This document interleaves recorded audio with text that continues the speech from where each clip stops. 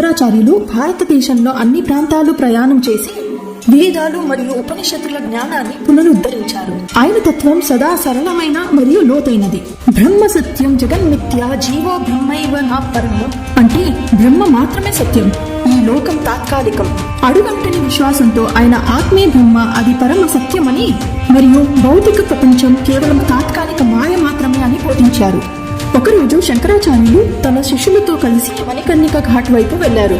అక్కడ ఒక మహిళ తన భర్త యొక్క మృతదేహాన్ని ఒడిలో పెట్టుకుని తీవ్రమైన బాధతో ఏడుస్తుంది. ఆమె, నా భర్త ఎంతో మంచివాడు, దేవుడు అతన్ని ఎందుకు తీసుకెళ్లారు అని ఆకాశం వైపు చూస్తూ ప్రశ్నిస్తుంది. శంకరాచార్యులు ఆమెని చూశారు. ఆమెను మార్గం ఇవ్వమని చెప్తూ, తల్లి దయచేసి మాకు మార్గం ఇవ్వు, మేము స్నానం చేయాలి అని అన్నారు. అయితే ఆ మహిళ మరింత బాధతో ఏడుస్తూ అరుస్తూ చెప్తుంది, ఎందుకు నా భర్త మాత్రమే మరణించారు, అందరి భర్త